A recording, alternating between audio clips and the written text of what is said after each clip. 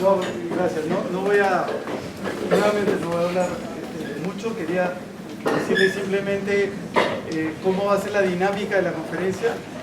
Generalmente las conferencias en Estados Unidos, o la que da Rahul, son conferencias más reducidas. En Estados Unidos, cualquier conferencia que dure más de 45 minutos es una aberración, pero esta vez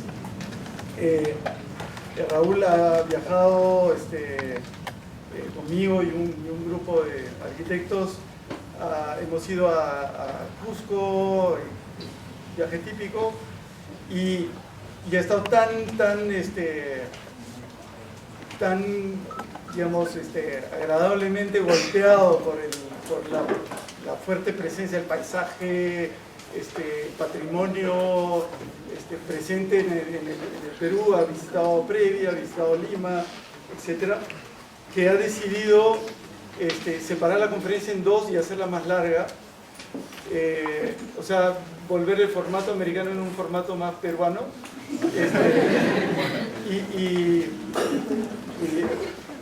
I'm talking. Okay. Y entonces va a dar una introducción sobre todo la relación de patrimonio y contemporaneidad, y luego va a ver cómo esto se liga a su obra profesional, ¿no? Y nada más. Entonces los dejo con...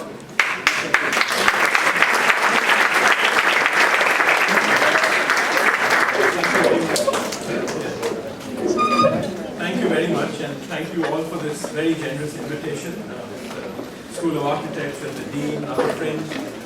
I'm very delighted to be here. I've been here for 3 or 4 days and seen some amazing things. You have a great country, great challenges, great opportunities, a wonderful place for architects. I'm going to share with you today my work in India with the idea that I hope that some of the things that I talk about will resonate even for you in Latin America and for you in Peru. Because I think architects, all of us, and for me working in India and around the world, are now dealing with a massive set of issues which are cultural, social, economic, and they're changing the built environment in many dramatic ways. And I think we all question our role as architects. What is the agency of design? Because in the process of this rapid change, the role of the professional architect, I think, has been marginalized. Because within the conventional way that we practice, the profession does not engage with the broader environment in which we are situated, but we begin to locate ourselves specifically with a site, and we become very site-specific, and therefore become disconnected with the context of the practice. The word context is very important for all of us, as you know. So our approach of working in Mumbai has been about trying to connect to this broader context and to actually use the city and the broader context as a way to nourish the practice and as a way to connect to this sort of broader context. So I think one of the biggest disruptions that we are all feeling as architects is the disruption of global capital. And I call this the landscape of impatient capital, because capital itself is very impatient, and it creates buildings which are representative of that impatience. And so we look at Shanghai, Dubai, all these places of autocracy, not democracy, which make the arrival of capital frictionless, and they create a particular kind of architecture. And all our cities are being disrupted by this, the shiny, brittle form, which we are rather uncomfortable with. Now, I think then the other problem, I think, for all of us is the creation of binaries. We all create binaries as a way of understanding our context. So we say formal city, informal city. We say rich and poor. We say state and private enterprise. We create a whole set of binaries between the empowered and the marginalized. Now I feel, as for us as architects, as designers, this is totally non-productive.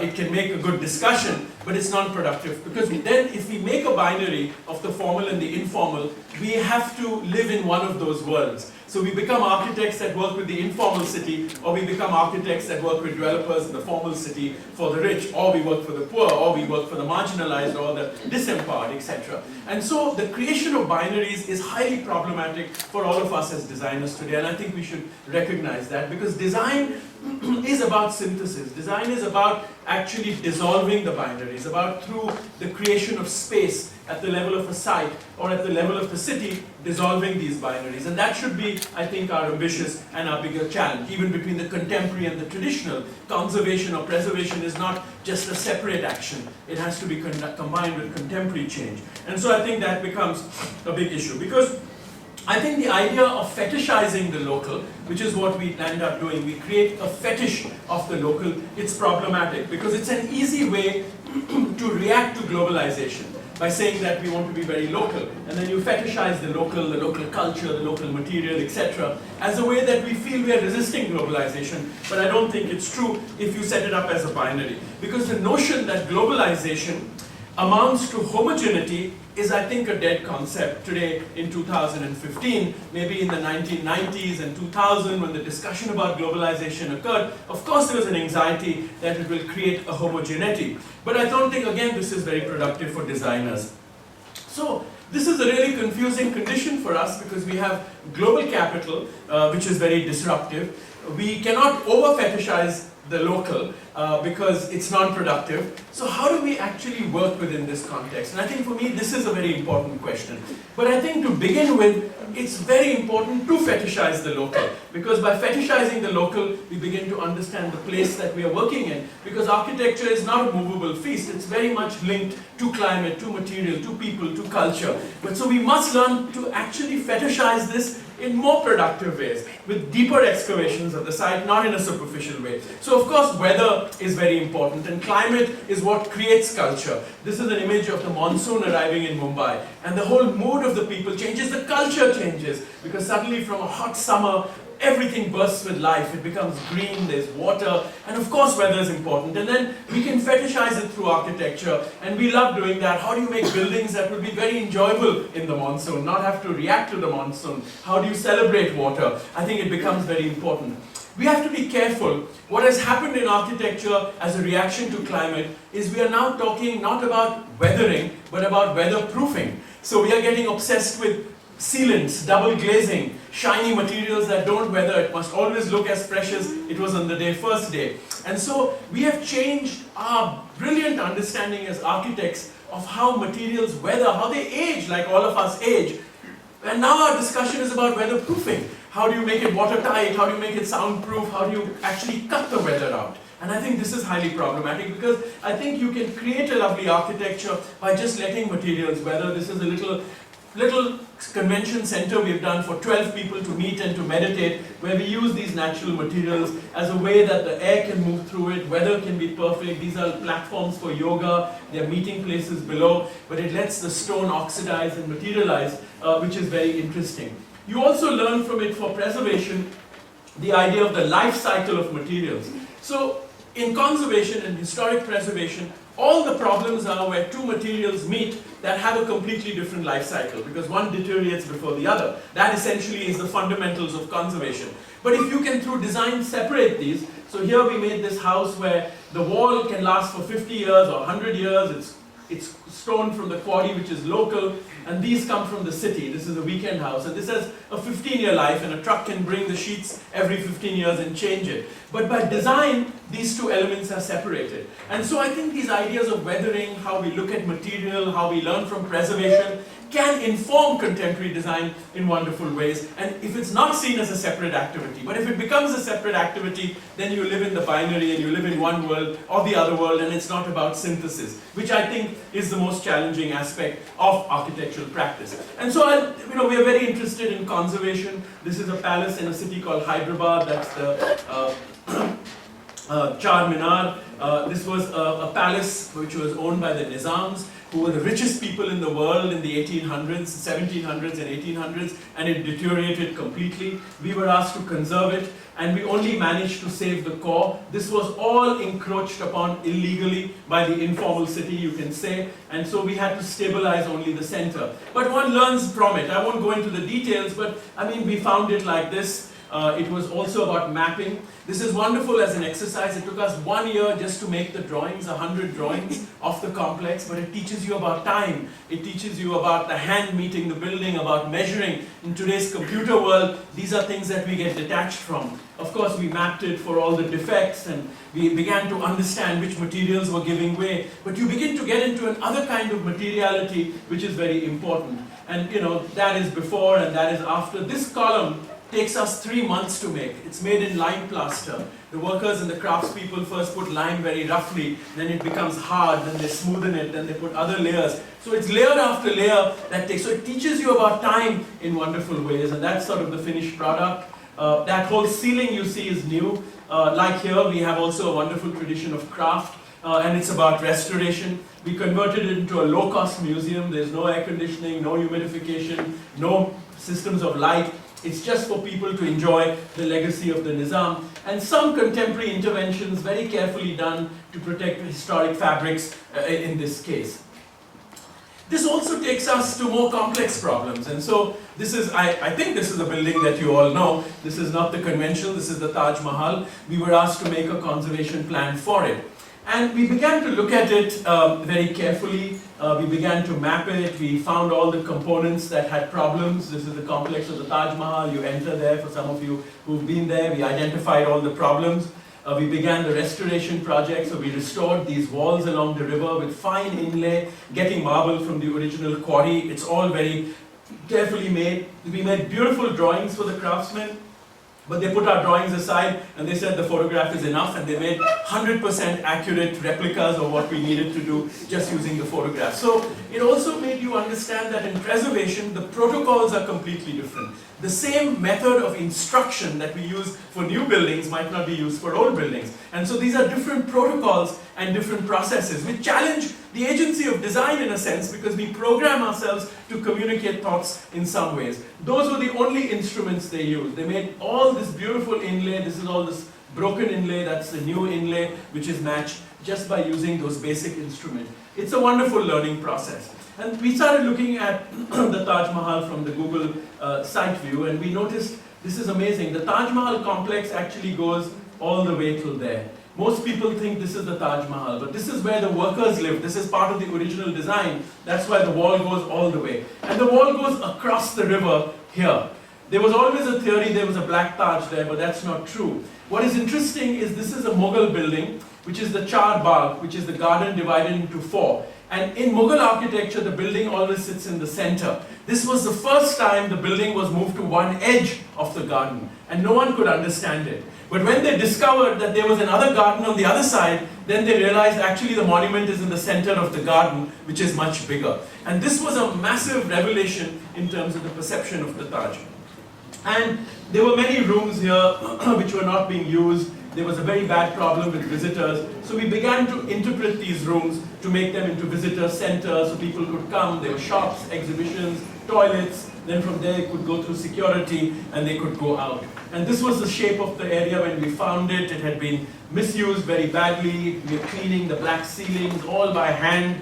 And then we also used, for example, this is the original method of making the lime, because the lime has to be grinded very slowly. And so they use a camel to grind the lime. And it has a very particular consistency because the camel walks very slowly. And so we even got the camel and we did the lime grinding in the absolute original way to understand it. And what is amazing about India is the craftsmen yet exist.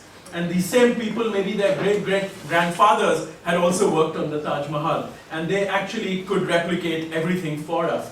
And what's interesting, this is the finished product, is for me it was a very big learning process because it confronted me with UNESCO, with World Monument Fund, with many international agencies who said, oh, if it's a broken column, you should leave it. But what does that mean in a tradition where craft is continuous? we have craftsmanship is continuous. These guys, their parents worked on these buildings. That for us to replicate a column and to replace it was very easy to do, and this became a big battle. And it made me think that it's part of globalization. From New York, somebody writes up some codes, or in Washington, and then the whole world follows those same attitudes towards conservation. And I know you deal with the same issues here, and I'll come to that in a second. And it made us really think very hard about it. Now, this is a whole lecture, and I don't want to give it. Because of my friends who wanted to learn about it, and I met many people who are working with patrimony, I thought I would put it in. So I'll just share with you one or two things which made us rethink the Taj Mahal. So one was, I don't know how many people know, but if you go to the Taj Mahal on a Friday, it's closed because it is a living mosque. The Muslims who live in Agra, which is about 2 million Muslims, come here to pray on every Friday for the mosque. So tourists can't go into the thing. It's a live monument. These are Muslims praying at the Taj Mahal. They've been doing it for 500 years, since 1634 or whatever, when it was finished.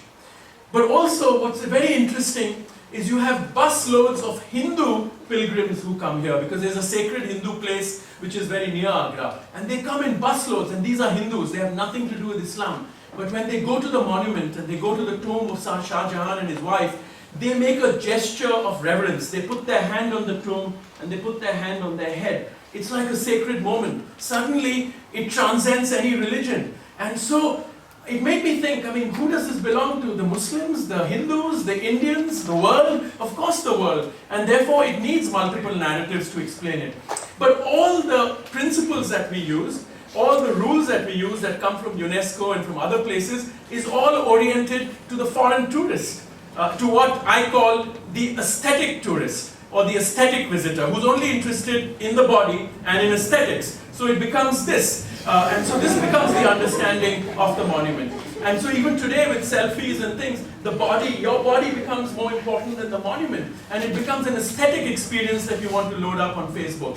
And these narratives determine how we preserve these monuments, where visitors go, what stories are told, because it's tourism. Now this is a problem, and I know you have this in Peru, because in the last 4 days, everywhere I'm hearing stories that are beautiful, but what I'm seeing on the ground is some other kind of narrative. And that's very important. Now, if you look at the statistic, the aesthetic tourist is actually very small, 0.3 million. The Indian tourists, who are Muslims and Hindus, are actually much more. So for whom should you be telling the stories? So we began to look at this idea, and we found that every stone on the Taj Mahal has the signature of the man who was the worker, the craftsman. And the master craftsman who supervised 20 maybe workers, he could actually put his name there. So if you walk around the Taj Mahal, I mean, now I've gone there sometimes, not looking at the monument, only looking at the stones and the signatures. And this is a whole story, because this is the people who made the Taj, and these were all Hindu workers. They were not Muslims, because they were like slaves to the Islamic masters. And so this is an amazing narrative. And these are people who even today work there. So the connection with that tradition is absolutely amazing. And of course, this had some meaning. It was also part of an accounting system, like you have these beautiful systems here with a knot that the native people wore. So this is all part of it. And then this is supposed to be the man who's the architect. He is a man called Lahori. He came from Lahore, which is in Pakistan, who is supposed to be the master craftsman for the Taj. So we felt that these are the stories we should tell, because it makes local people engage with this quite differently. So, you know, this is all about making, you can take the context, you can take the local, within the dictates of preservation, but you can excavate these stories more deeply, because the excavation is beyond climate, beyond material, it's also society. Another example, the garden. This is the garden here, where you have actually an octagonal pond here, where the emperor, it's called the moonlit garden. So the emperor, this was a private garden for the emperor, but on a full moon night, the emperor used to go and sit here, and he used to see the reflection of the Taj Mahal in that pond. And poetry was generated because of that, because he saw a dark, murky image of the Taj. And that's how people started imagining the black Taj, but that was never true. But what's even more amazing, and we started looking at old maps, and this is a map that was made just after the Taj Mahal was built. And you realize that, see, the Taj Mahal is folded away from the river, and that is the other garden. Which means this was not even the entrance to the Taj Mahal. The emperor used to come by boat and get into the Taj Mahal from the river. That is a completely different perception of the Taj Mahal than we see it. So what story are we telling people? It's a complete false story. And it's a narrative that disconnects people because it's only the aesthetic tourist who can stand at the distance to hold the Taj for that Facebook image. And so what was even more interesting was, this is the Taj Mahal. We found that there were 40 gardens like the Taj Mahal, which were tombs, which different members of the noble people of the emperor used. So this was a riverfront of gardens, and scholars have actually recreated who owned which garden. But of course the emperor owned the biggest garden, which was over here, like a gateway to that end. Now this is a completely different narrative. And if by telling this story, and we did a studio at the GSD to now make a book to actually put this out in terms of how can one expand one's vision of the thing. And so here you see how the river then becomes central, it becomes the point of entrance. But that is not enough. You see here, this was before the excavations were done. This is a picture from 1930, where no one knew, they just thought there were fields over here in the river and people always entered from there. And then scholars like Percy Brown made drawings like this showing the Black Taj. He was an English scholar and he wrote a book and he made this drawing, so everybody thought there was a Black Taj. So the British established the truth for us in terms of our narrative for the Taj, and this is what we were sort of challenging. And this is a view from that garden. This is the octagonal pond. They started excavating it where he would see the reflection of the Taj Mahal on a moonlit garden. And so it becomes a completely different story. But I can even tell you one last story which challenges these narratives. This is the Taj Mahal, this is the garden we all come into, whoever has been there, and from here you see the Taj Mahal. And you know, we think this is a monument of love, it's so beautiful. That itself is a false story, because he was actually building this for himself as the emperor of the world, almost to challenge God in Paradise Garden. But I don't want to get into that, that will really take this lecture into 3 hours. But this is where you enter, this is what you see. Now what is amazing is we have all understood the Taj Mahal like this. But this garden was created by Lord Curzon, who was a governor in England. He created this at the turn of the 1900s, so like 1902 or 1903, because the original garden of the Taj Mahal was like this. It was an orchard with fruit, with flowers, where the emperor would walk. It was supposed to symbolize the garden of eternal bloom, because he was supposed to be in paradise. And the Taj Mahal was supposed to be seen as an object floating in the garden, because he was supposed to be in heaven. And there are paintings which capture this. If you look at miniature paintings, you were never supposed to see the base, because that's why it's white and it's taut.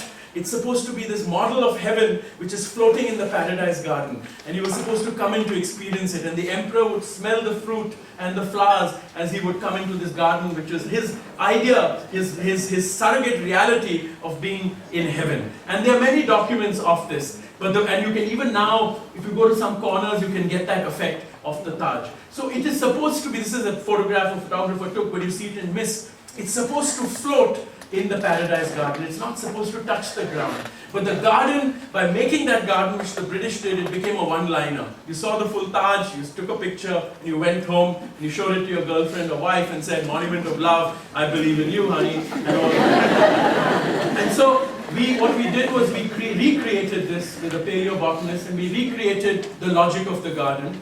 And we found that the trees that were strong were at the end, the trees that needed water, the fruit trees were here. There was a nursery here, so the emperor would say in a particular season he wanted mango trees, so they would take out mango trees and bring it into the garden so he could smell the mango. So it was a dynamic garden which we could find out from the paleobotany.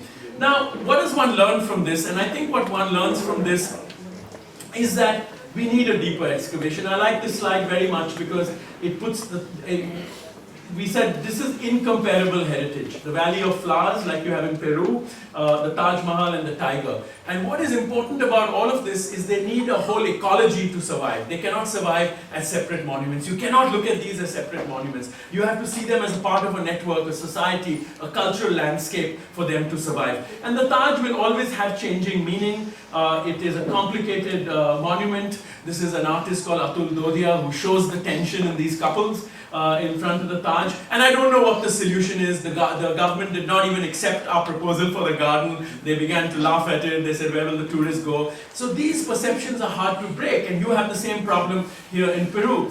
Going around here, I was totally moved by what I saw.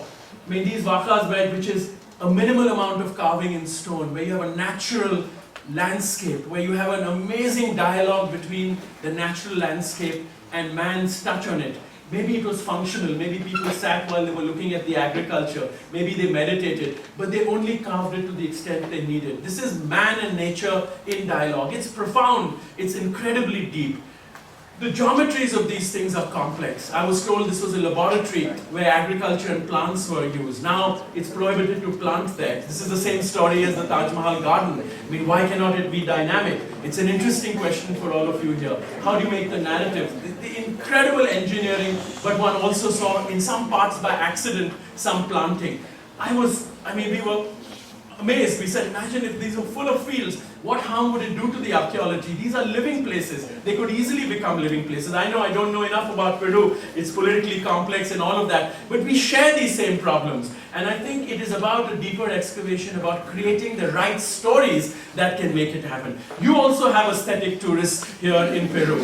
And they also engage with the monument in a particular way, with the body in the center. But I was amazed by the school children who were Peruvian, who came in hordes, but they were playing around in these caves and the wacas and things like that. I said, my God, if we could tell them the stories that Jean-Pierre was telling me, it would be amazing. They would have a completely different relationship with these monuments as they grow up as generations. So it is about constructing these narratives. How do you tell these stories? What do we as a society feel are important stories? And I think for me, what struck me immensely was this amazing balance between man-made interventions and nature in a very difficult topography, but in a productive way. These are landscapes that were productive. Culture is something we construct. Culture and identity we don't find. That is a big mistake. Construction of culture is our responsibility, and we do it through architecture because we understand what society wants as its aspiration. And so, I think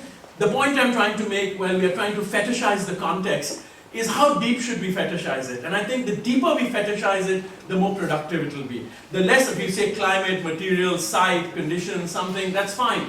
What does society mean? What does cultural aspirations mean? What is a broader ecology within which the site sits? That's all local, but it's a much more complex reading of the locality, of the context. And that becomes really interesting. And so for us, learning from these kinds of narrative constructions, we also use this for contemporary architecture. We do a lot of buildings with handmade. We have craftsmen who work with us. We of course respond to the climate in very simple ways, technologies, local materials. We, like many of you here, young architects start with, this is Mumbai, and people build weekend houses for holidays here. So that's how we start. This is the kind of houses that get built there. I met this contractor once and I asked him who is the architect of this house, and he said, no, I designed it. I said, you didn't have an architect, you designed it? He said, yes, the client gave me a photograph, a postcard of the White House in Washington, and they said copy it, so I copied it. And so this becomes the expression of wealth, of status. We take these images from elsewhere, and it's simple to do. Now, this is an important diagram. This is the Palladian villa, where you have a site, and in the site is a house, and you have the symmetry on all four sides, which is what this is, where it's the autonomous object. And the ostentation of the house, which is the wealth of the person living in the house, is always expressed on the outside with symmetrical villas. And these are the Palladian villas, the great villas. They're beautiful villas. In our traditions, and I think this is true even for the colonial architecture in Peru, the courtyard is where the ostentation is. The richness of the house is expressed internally, introvertedly. The outside is a response. There are subtle references to status, but the outside is part of a fabric. It is part of a collective being on a street, and your historic center here has wonderful examples of that. And so how do we challenge these? Because this comes to us also from the colonials. But this is our tradition. How do we meet it halfway? We can't just go back to copying tradition again, but how do we meet it halfway? So this is a house we did for a young couple. They wanted to build a weekend house. When the rich people from the city build a weekend house, there's always a tension with the poorer people in the rural areas who work in the house as staff, as maids, as gardeners. They look after the house, exactly what you have even here in Latin America. So what we managed to convince the client is, this is the living room of the house. We said, let's make that a gesture that you give to the locality. And so they have loose furniture. I realized in talking to them, that they would go for maybe 5 weekends, maybe 20 days in the year they would go for the weekend there with their children and things. Otherwise they'll be living in the city. So we said that if you make a living room here where the furniture can go inside, and while you're away, the caretaker of the house, the maid, the man who cooks for you, they can use it and with their family and sit there and teach their children classes. There's a water tap there, the water is collected from the roof. So it becomes a gesture to the locality. It also creates security, but it also makes a generous gesture. And today I was discussing with my colleagues here, you know, we have to deal with equity in all our societies. There's a lot of unevenness between the rich and the poor. But also the gesture of equity is the first step. That even if we create a gesture, an illusion of equity, that people can access things, it's a good starting point in architecture. And I think that becomes important. Which is not to say you compromise the architecture. We worked very hard on the plan. There are beautiful light positions. There's courtyards. You can control the light. This is the living room. When they go away, the local people use it. And it's crafted in that way.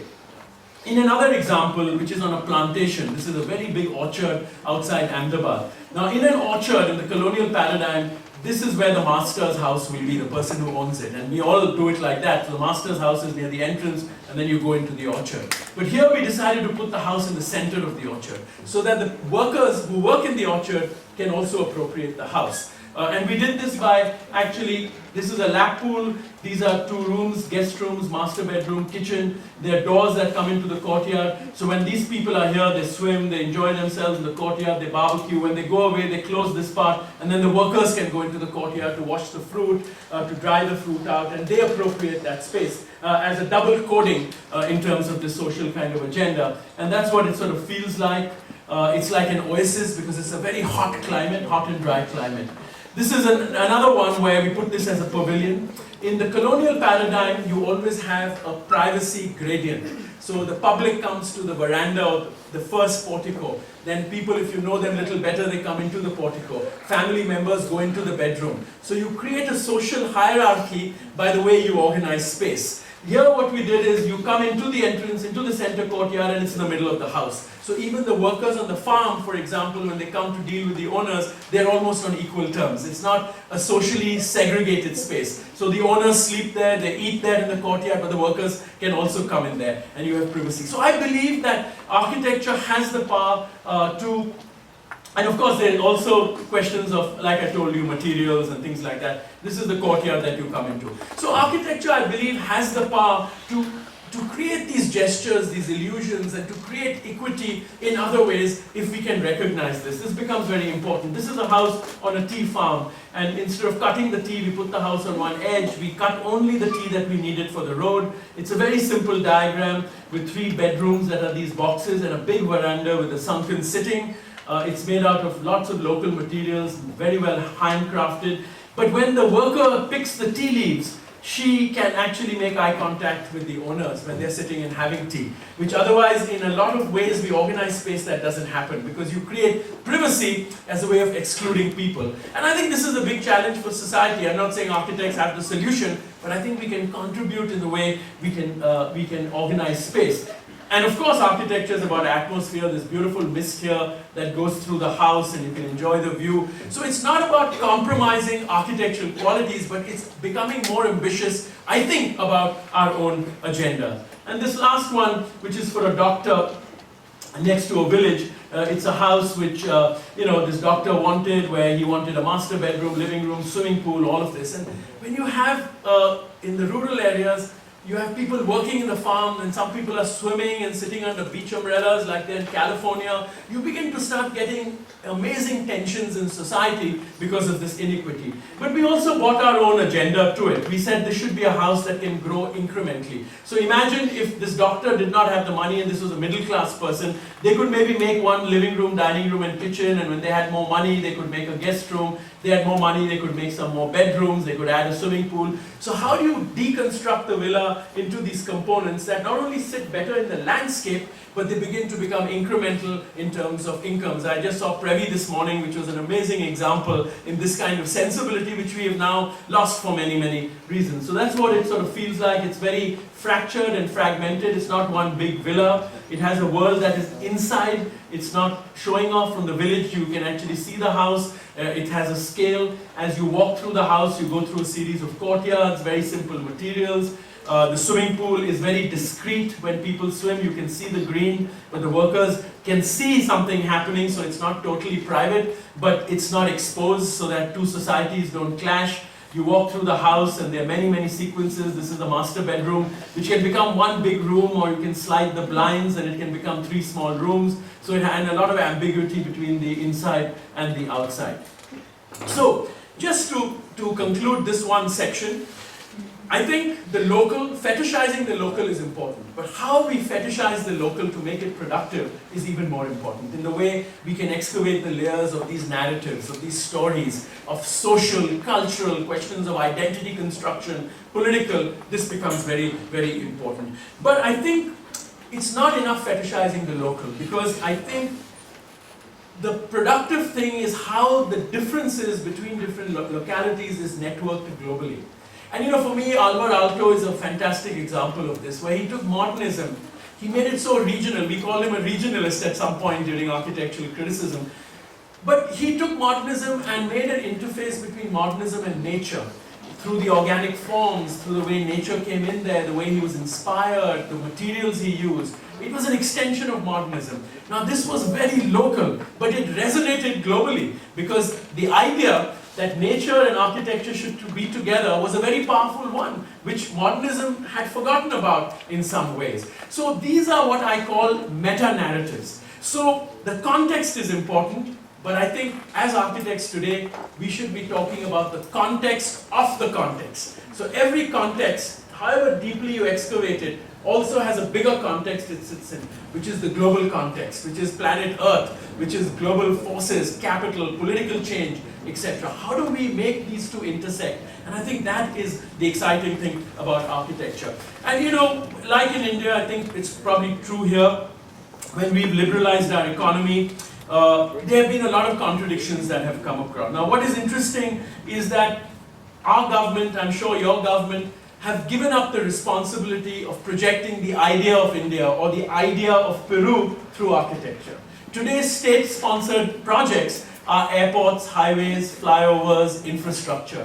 The state, the government, believes in a statistical architecture, GDP. In India, we are paranoid that the GDP of China has gone up 2% higher than ours. So the state is interested now in a statistical architecture, and in architecture not about arrival and perceiving places, but about connecting places. And that's why we are obsessed with airports and the global capital. How can it come more easily here? What is the infrastructure needed for that, etc. And this is a very big difference, because it challenges the agency of architecture fundamentally. Because what capital tends to do is it tends to isolate the context from the context, because it creates gated communities, whether they're vertical or whether they are in the suburbs.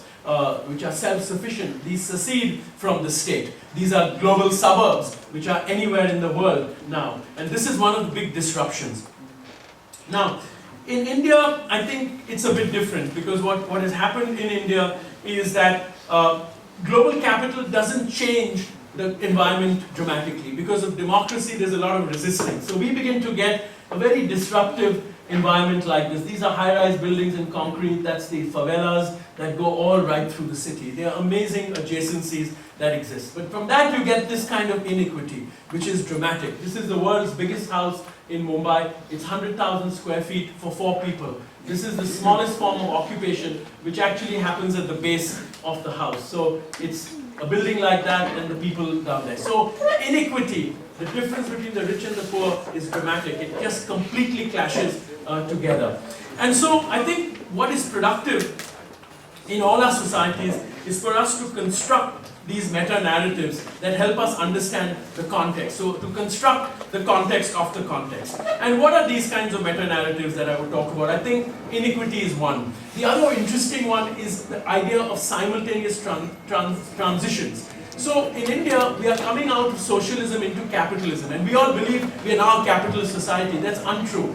It takes many decades to come out of socialism, and it takes many decades to go into capitalism. And these things happen together. So there's an overlap. And again, that's very confusing for architecture. When you go from one political system to another, when you go disruptions that you have occurred here because of terrorism and the lack of faith between people, and you go into a free economy which is democratic, it will happen simultaneously. It will take many decades for this to happen in terms of how security is made, how the whole built environment is organized. And this we have to recognize as architects, it's not overnight, it's simultaneous. And we as a generation are going to work in these decades where it's going to be simultaneous. Both are going to exist together. What does that mean? Globalization, localization, how do we blur these binaries is our big challenge.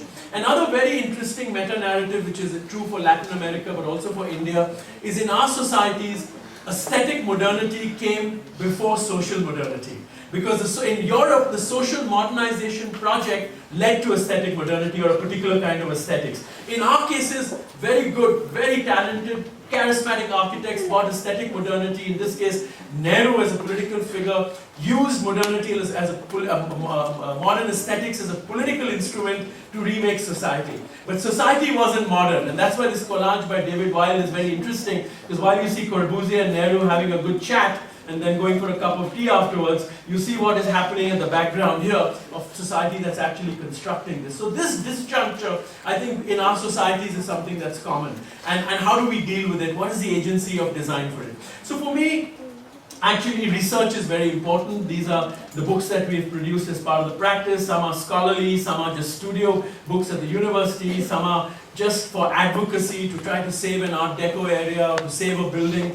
But just for the young people here, what I'd like to say is this is absolutely part of practice. This is not academics. This is not what happens at the university and you go and do something in practice. That's another binary that you should blur. This should be integral to your practice because it's through this that you can actually construct these meta-narratives. I'm going to spend now 5 or 7 minutes just sort of looking at Mumbai to just share with you the problems in Mumbai and then show you quickly some architectural projects where you can then understand how you think it has affected or not affected what we do. So Mumbai is about negotiating these global and local flows. The global flows don't make it. For me, this diagram is very interesting. This is called the 5 stages of squatting. So this man goes, he starts a little business, then he gets more customers, he makes his shop a little bigger, then this guy's in the 3rd stage of squatting, then he puts 2 legs because he is tired sitting with this on his lap. He has a nice shop, the summer comes, he covers it up, and then everybody gets used to it. The monsoon comes, he makes a bigger room, and then at the end of the year, everybody gets used to him. Nobody objects, it becomes part of the furniture and becomes part of the city. Today I saw in Previ the same thing happen. People encroach in the public space, nobody objects, then it becomes theirs. And the whole place has transformed as a result of this. This is incrementalism. This is how our cities and our architecture is made. Through these, because this is related to our economy, to our own complexities in politics, how do you get sanctions. So it's called the 5 stages of squatting. But it explains a lot of what happens in our cities. Of course, it's related to the security index. This person is least secure. So when the police comes, he can just run with everything. This person is the most secure because he's made friends with the politicians or the local neighborhood people. They depend on him. The police people come there to have tea in the afternoon. So he's part of that landscape. And this is the logic of our city. So what does it mean? In Mumbai, this is an ordinary street. During the festival, we have a fantastic festival called the Ganesh Festival where the elephant god people pray to. And during that festival, they want to make a community center. So they don't build a building, they just do that. That's made out of plaster of Paris and paper. And they make a community hall behind it in the street. And that's the community hall. They have Bollywood films, they have dinner, they have dance, they have community meetings. For 10 days, this is the center of the neighborhood. And after 10 days, it goes back to an ordinary street. It disappears. It can be extended, you can explain this. Maybe it has to do with density. So you see Tokyo, how little green space they have compared to Delhi or New York. Look at Mumbai. That's in scale. Mumbai has no open space. So people have to respond to this quite differently. And if you look at Manhattan and Mumbai, this is Central Park. In Mumbai, it's all fractured. So there's not even a centralized, people have to use space in very innovative ways for different meaning. This idea of double coding, like we were doing in the house, that the living room becomes the local people's living room and the owners go away. This is a continuous phenomenon in the city. So this is the cricket fields. We play cricket. I think you must know about cricket. It's we jokingly say that it's an Indian game that the British invented for us. And it's a very popular game. But in the evenings, it becomes a venue for a wedding. And this is the pitch. It's sacred, so nobody touches it. This is the members of the club who take high tea. This is the wedding. The kitchen makes samosas, which go to these people, go there. It's a synergy. And in the morning, it disappears so the cricketers can come and play. So the whole city is very elastic. And so our cities, and I think Lima is like this too, these are elastic conditions. They are about incrementalism. It's about the appropriation, deappropriation, reappropriation of space continuously. But I think the main thing, which I also feel in Lima, I feel very much in Mumbai, is the idea of soft thresholds.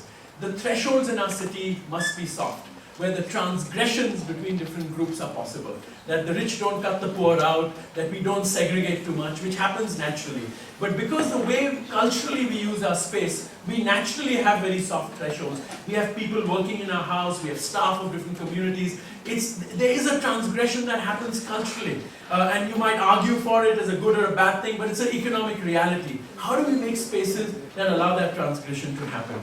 In fact, this is the festival, so on the last day, these 300 idols like this are submerged. And over 10,000 small idols at the family level. 6 to 7 million people are part of this ritual through the city for 10 days. It's much bigger than the carnival. And what is interesting in this condition, which I call this the kinetic city. It's not the formal or the informal city, but it's the kinetic city. And in the kinetic city, architecture is not the spectacle of the city. It does not even comprise the main image of the city. Many festivals like this are much more important as popular visual culture. And this immersion, this is made in clay. And when they put the idol in the water, the idol completely dissolves. Immersion of the idol becomes the metaphor for the spectacle of the city, because as the clay idol dissolves in the water, the spectacle comes to a close. There are no static or permanent methods to capture the spectacle in the way architecture captures memory for the city. This is an enacted process, a temporal moment as opposed to buildings that contain memory in a particular way. Here, architecture and the city don't even have the same meaning, because within what I call the kinetic city, the meanings are not stable. Spaces get consumed, reinterpreted, recycled, because the kinetic city also recycles the static city of architecture to make this new spectacle. So it's really about blurring binaries. But blurring binaries for conservation and preservation becomes complicated. And so when the creators of an environment and the custodians of the environment are two different cultures, it's very hard to do this, because then you have to again construct new narratives. So we were involved, like your Lima Historic District, we were involved in the Historic District, and in 1995, this is one of the first projects I did. We managed to get the government to declare this a conservation zone. This was the first legislation in India for urban conservation, like you have in the core here. So it was very, very important. But I found after we got the legislation, nothing was happening on the ground, because people didn't know what does it mean to have a conservation zone? What does legislation mean? And then I realized that preservationists and conservationists, they live in the postcard city. This is the postcard view of Mumbai. The real view of the same space is this. It's a mess. But the postcard view, this imagined golden era that's better than what we have today, is the narratives that preservationists and conservationists make, because they feel that they can appeal to people's emotions by making this nostalgic kind of narrative. But it's not very productive, because that's the reality. And so this is what the historic district looks like, except for two buildings. This is the Reserve Bank of India, and this is the Taj Mahal Hotel. This is the old hotel where the terrorist attacks happened. The rest of it, luckily, is kept very low. But now, of course, nothing is allowed to go high because of the conservation rules. And then we found that nothing was happening. So we asked ourselves the question, how do we give this personality? How do we construct new narratives? We can't use the narratives the British use. I can't go and convince a group of people that Queen Victoria came to this building, so let's preserve it. In Britain, that everyone will get very excited about that. And they'll do many things to save that building because she stepped on a step there. But in India, that doesn't mean anything. They say, who Queen Victoria? And so we began to then look and ask the question, what are the contemporary engines that will drive the process of conservation today? Who are the people there who have aspirations? And we began to do other surveys. And we found that historically and over time, over the last 50, 60 years, all the major banks of India had their headquarters here. 34 banks had their headquarters here. This got revealed by doing the mapping. We found that there were many galleries and museums here. We found all the tourist activities were here. We found there's a lot of shopping here. We found the corporates here. We found the civic buildings here. So we started making associations as activists. We took 5 years of just every day getting people together. We formed associations. We started working from bottom up before we came to a master plan, and we began to organize associations. Now, this was really about constructing a new significance, because usually how we approach conservation is we find out what is the significance of the place, and then how do we reinforce that significance. Here we said, let's construct a new significance. So I'll show you only one because there's no time. This is the art district. This was never an art district, but because the galleries were there, we met them, and they said, yes, we would like to preserve the buildings because it's good for our business. And by organizing, now it's very difficult for an architect because you're actually walking the line like an acrobat, because you can change the significance, but you have to keep the illusion of architecture intact. This is a very, very tough job, but it then becomes sustainable because people have new meaning for the place. It becomes a new meta-narrative for the place. So this was what it was historically, never an art district. We began to designate what would be the art district, identified the galleries. This is the big Prince of Wales Museum, which is an amazing space. We began to, call it an art district. We went to corporates and got sponsorship and put maps, calling it an art district. So in 2-3 years, everyone started calling it an art district, although historically it wasn't one. We put signage, we put street furniture, things that the government doesn't do. We put signage. We started getting, for $100 US dollars, we whitewashed this building with lime, and it became very fresh, and everybody said, this association is very good, they're doing good work, let's support them. So we began to use strategies like that. And this is a plaza which became a parking lot. We began to organize a festival every year, which is an art festival. Now it's in the 14th year. We began to light buildings up, and in the public space, we began to organize conferences. And we were doing this. So this was outside architecture and design. This was sheer activism. And it was all in the public space, because we said even the taxi driver should be able to come and stop and enjoy the music. So nothing was in the private galleries. And then we began to take spaces for children and animated. We asked the owners of the building to make the facades of the building art galleries. On the street we put up galleries. We got a famous Indian painter, Hussain, to paint, and that was sold in an auction. And from that money, this parking lot, we remade it into a plaza so activities could happen there. Grade 1 buildings got restored, all from the money we raised through the festival and organizing these activities by constructing a new significance. So it was about keeping the architectural illusion intact, but using a different method of significance. And of course, the Prince of Wales Museum is very major, so we then started working with them because they can contribute a lot of space. We found in the museum a warehouse which was not being used, and it had no windows, it was just a box. And we came up with an idea where in that box we added a veranda so that you could have circulation through the building, and one light well which was there for air, we made it into an atrium for circulation. So we got 50,000 square feet of gallery space in the area by just excavating this sort of space that wasn't used. So suddenly the dimension of the art area and the zone, the cultural district, became massive. And of course we added this new intervention, which we did in metal using some of the stone that came out of the windows. But we did it as a way that it was reversible, so that another generation, if they did not agree with this, they could actually dismantle it and it did not hurt the fabric of the building. So it was a contemporary intervention for a particular purpose, but separated from the old building. And then we made a master plan for them. Then we began to do a series of buildings. We are now doing a children's center there. We made a visitor center here because it's like a threshold to the gallery, because this museum has a lot of security, but we felt if there was a building here which could interface with the art district, then the museum can become part of the art district. So we did a visitor center, which is in stainless steel. It's a grade 1 building, but we said it must be a contemporary intervention, again reversible. So if another generation doesn't like it and prefers making it in stone, they can just, with the screws, remove it and take it away. And it's around these beautiful trees, so we incorporated there. You put your bags there, so it's very discreet. It's detailed in a way that it can be dismantled and it reflects these things. It becomes a gateway to the museum. So I mean, the point here is in Mumbai, in engaging like this with the city, it also extended itself into new architecture, because architecture can play a big role. So once we understood the significance of the new district and the potential of the new district, then the pieces of architecture could facilitate a bigger idea. So it wasn't the context of the site of the museum, but how that piece of architecture can begin to connect to the wider sort of display.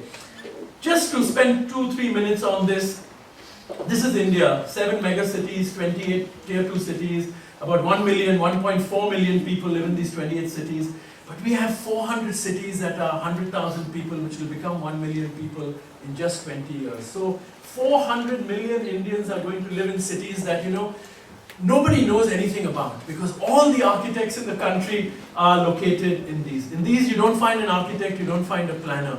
It's an amazing condition. And China is also waking up to this, because now China is focusing on its smaller towns for the same reasons. They have mayors, they're building big infrastructure. The difference between China and India is China is building all those cities in the same character, with the same architecture, and India has a much more complex problem as a democracy. The reason I put this is because it has a big impact on the way we practice as architects, and I think it also has relevance for you here in Peru. So this is historically India: Chandigarh, Delhi, Ahmedabad, Mumbai, Goa, Pondicherry. This is where all the patronage was. The money was here, the corporations were here, the government was building here, modernism was here, all the great Indian architects built here. Corbusier built here, Charles Correa built here, Toshi built here, Raj Rival built here, they all built here. Modernism had certain protocols. We learned how to design, we made models, we made working drawings, we made tenders, we issued these, and this is the spine of awareness. All was concentrated here because the economy was concentrated here. In the new economy is here, which has completely different protocols, it has different religions, it has different beliefs, it has different interests in aesthetics, it has different ways of communicating things, it has different languages. And by doing preservation, one realized that in different models of engagement, the protocols are quite different in the way you communicate and engage, not only with contractors but with clients. So what is going to be challenging is that as these small towns sit, the protocols here are going to be very different from the protocols here. And so I tell my young architecture friends and students that we have to find innovative ways that we engage. Sometimes we can engage without making drawings in another way, like we do with preservation, for example. We have to find other protocols because we spend too much time on the practice of architecture. We must, as a group, as a university, globally, we should think about the architecture of practice. What is the different structure of practice that is relevant for a different context? Because we apply the same architecture of practice wherever we are practicing. That's why if I go into an architect's office in Peru, it's all very familiar in the way I see the models, the drawings, the way they're making the moves, the concept diagram. The protocols are the same. If we have to do the conservation of all this wonderful archaeology in Peru, is that the protocol we should be doing? Maybe that's the problem. We need to engage with people in a completely different way to revive things, to rebuild these things. And I think this is a big challenge for your generation of students here, that when you practice, you will be practicing around the world. You won't be practicing only in Peru. I hope so. That's the way the world is going. You have to be very aware that these protocols can be completely different and much more productive if you can recognize and read the context well and the context of the context and excavate this very deeply, and it can become very productive. I love this image. It's my carpenter's box, and I like the idea that Castrol heavy duty oil sits with all the gods in the same box. And this is what the world is going to be about. I'm going to now do the last section of the lecture. Let me see how. Okay, is that okay? Yeah, okay. Maybe I take the jacket off. Thank you all for your attention. I really appreciate it.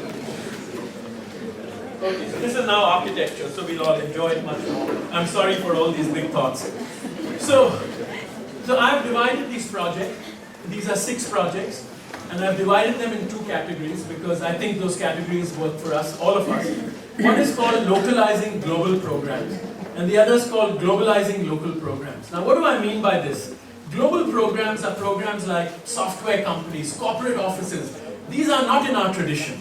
These are things that have happened with internationalism, with globalization. We don't have a precedent. So when we look in our culture, how do we do a corporate office? How do we do an IT center? So we have to then grab global images. And maybe that's a productive thing, but it's a challenge. Now, impatient capital. Today, if a big corporation, if let's say Xerox or HP or IBM has to move out of Lima, it just means 3 executives with their Macintosh computers getting on 747 and the whole company is moved. It's virtual. So global capital for all of us through architecture is very important that we localize it. We get them to invest in a place, to put their roots down. And architecture can help do that in the way it's configured, in the way it's made. On the other end, local programs, when we are designing a museum for native people or we are doing an orphanage for kids in the favela, clients often tell us, oh, make it in the vernacular, make it like a rural Indian village because these kids will be happy in a village environment. We make a caricature, like a cartoon of the local. And this becomes a problem. I'm not saying we do it as architects, but I'm just saying we must resist that. And I think the good architecture is the architecture that resists the cartoon of the local. And I think that can only happen with an understanding of the local. So the first 3 projects are about localizing global and globalizing local in the landscape. So this was our first project in '94, long ago.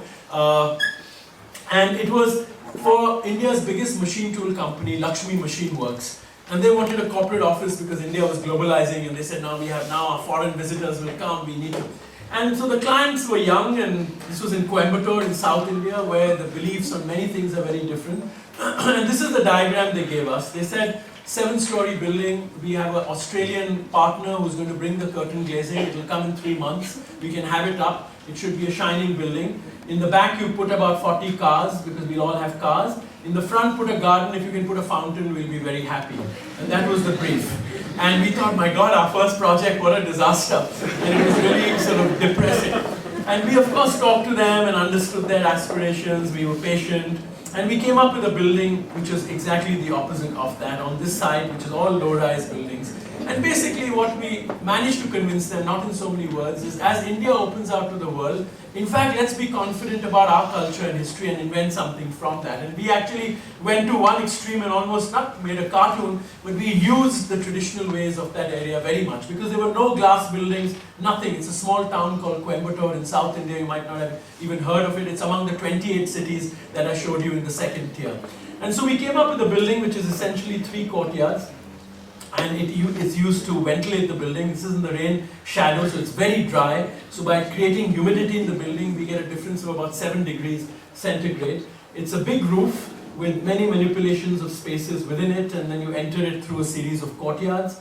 From the street, you can stand here, an ordinary person can stand here and they can see right through the building. So the privacy is security, but the privacy visually is dissolved completely. You can see right through the building. And then as you go into this courtyard and into the next courtyard, the second courtyard has water which cools the building. These are verandas where people can have meetings. There are 7 different offices within this, all have natural ventilation, and people can sit and you hear the sound of water going through the building. And every courtyard has a lot of green, so through the telescopic feeling, visually it all collapses, so it's a lot of coolness there, but you feel you're very much part of nature. This is a lotus pond in one of the water bodies, this is a garden in the entrance court.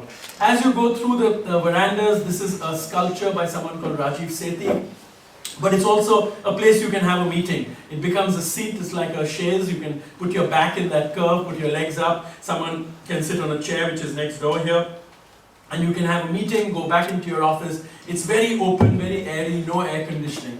And as you go into the building, it becomes much more intimate, where the owners of the family sits in the top, they can look down in the whole building. These are clay tiles which are hand pressed and put on site. We got many artists involved, and this artist who does paintings of animals and figures, he did all the railings in the building, using the figures but casting them in copper. And then you have a narrative and a story right through the building. These are the clay tiles, they're made by, a lot of women are involved in doing this because they cut it and they make the edges okay, then they hand it out and it's put on the roof. It's about 20,000 square feet.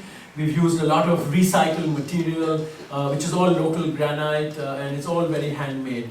There are many installations. This has 108 goddess Lakshmi, because that's like a sacred thing, and it's in stainless steel because it's a metal fabricating company, but it's like a flag fluttering. It's a traditional flag, but it's done in stainless steel. But the most interesting aspect was making these screens. These are for ventilation that you see. These were made together with Yogesh Rahul, who is a contemporary artist. It's inspired by the screens of the Mughal architecture, which filter light but allow the air to go through it. And we have many different sort of designs. But what's interesting is this is all scrap material from the factory of the machine tool company. And with the artists, we collected all the scrap material and then made these patterns. And there are 30 or 40 different patterns that are made based on privacy. But the idea that the material that gives the wealth to the company, the workers in the building can touch it and you feel it and you're reminded that it's a machine tool company through this kind of artwork. And there are many different designs which serve a function, and they also go up very high. You know, I always get complimented, and I'm sure it must be happening in Peru too. My friends tell me, we are so impressed that you're using tribal art for your inspiration, and then I have to sadly tell them it's scrap metal, and it changes the conversation. The next corporate building is in Hyderabad, which is in the center of India, also very hot and dry. And this is called Cyber City, where all the high-tech people are. These are all glass boxes, except this. This is by Mario Botta, so it's in brick. It's the only one that is not in glass. All these are in glass. And we had a client who wanted, they were young clients, it's an infrastructure company. They have trucks that are all over India that make highways. They have cameras on all the trucks. They watch the trucks every 15 minutes. It's like NASA's headquarters, you know, watching everything. It's a very high-tech company, and these guys are watching this truck making a highway. This is their control room. And so they wanted a high-tech building because they said we're a high-tech company.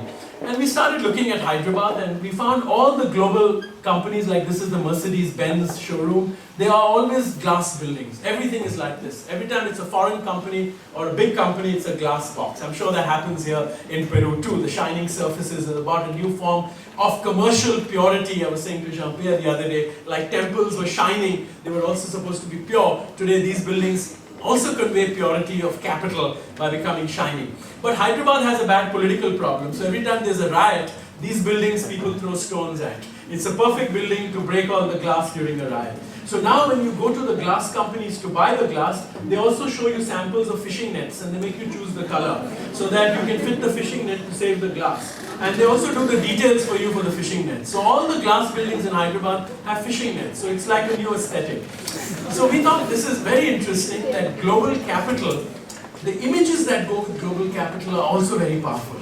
They drive clients, they are about an expression. And how do you actually counter this? So it becomes really problematic. So we were inspired by this little hut that I happened to see in Jaipur. And this is put up by the government every summer. In the summer it becomes 45 degrees centigrade in Jaipur, and water is difficult to get. And to get clean water that you don't get sick is even more difficult. So the government makes about 200 huts like this, and they give you water free. And it's clean, cool water. And basically what happens is that it's a government service, and this guy, you'll see,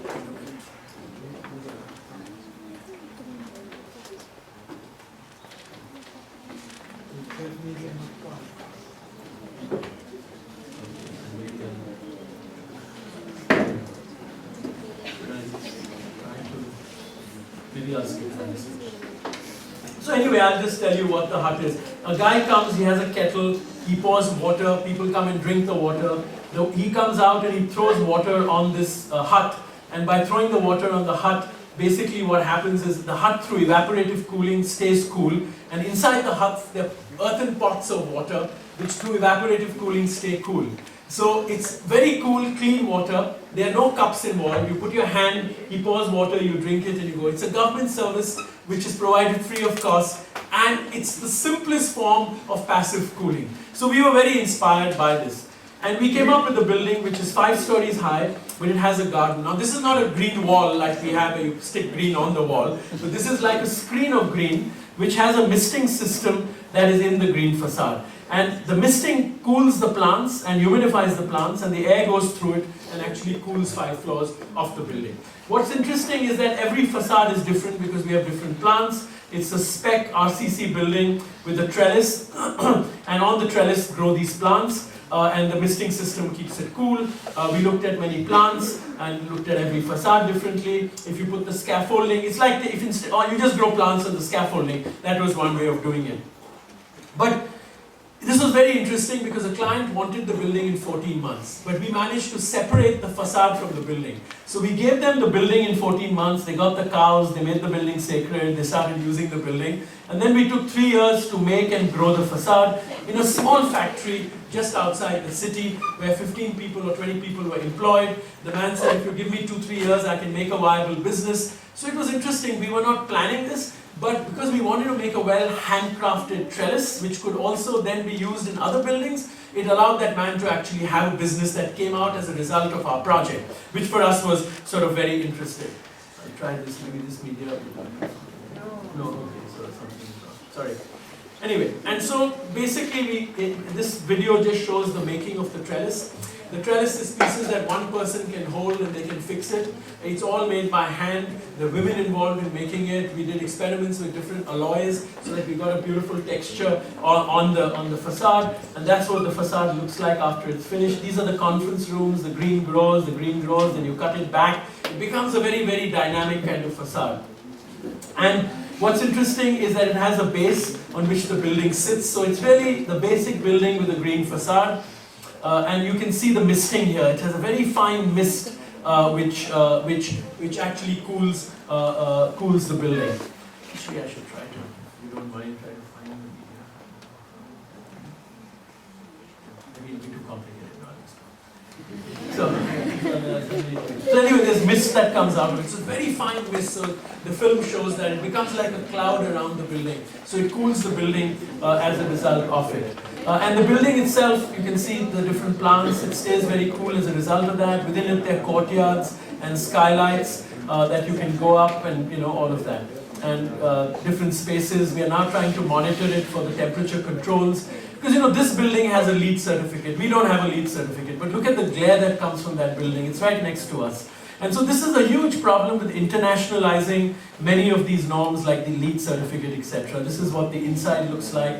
And you see, this is what happens. This is the catwalk, which is a hydroponic tray where there's drip irrigation for the plants. So not much water is used.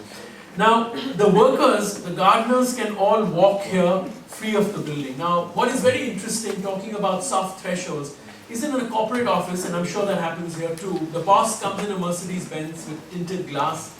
They go to their work. The gardeners are working in the garden. Nobody makes eye contact. These are two different parts of society. But here, the gardeners, the 14 gardeners who work in the building, they can go anywhere in the building on their own on this catwalk, which means they can look into the boss's cabin and the boss has to put their blind down if they don't want to see them. So that becomes a tense moment sometimes, where it becomes this gesture again of equity, I believe. And so they can walk around in the building, and this is not a picture we staged, this is somebody from the office took it. This woman wears a beautiful sari because she knows she's going to be visible to the boss who she's walking past. So there's a lot of dignity, I believe, that occurs in this. And a friend of mine told me that, he said, you have truly created green jobs, because he said that the identity of this building, the aesthetic of this building depends on the 14 gardeners who are the lowest paid people, they're the poorest people in the whole corporation. But they become the most important people through the architecture. And so this form of empathy, or this illusion or gestures towards equity, even if they're social, I think is a very powerful thing that we can use architecture to instrumentalize. Because architecture can play this role in making space in a way that this is possible. So they really become the heroes of the building. And you can see they work on the 4th floor while meetings are going on. And you have this dissolving, in a sense, of these two binaries that would occur otherwise. And there it sits like a woolly monster with everything sort of around it. This last building, in this case, I show you because it's different. It's the first building that we have done abroad where we've used the same principle. This is in a city called Basel in Switzerland, and this is the Rhine. This is a campus of the pharmaceutical company called Novartis, where they've invited many architects to build. And we got a site right on the Rhine River over there, which is a very important site in their second phase. Many important architects have built there. This is Vittorio Lumpognani, who is an urban design professor in ETH. He's done the site plan. It's a very severe site plan, very formalistic. He believes in it very strongly, the architecture of the city. And you see the roads and the grid, and they did it very, very carefully. And then they were left with one triangular plot, so they gave it to Frank Gehry to design a building.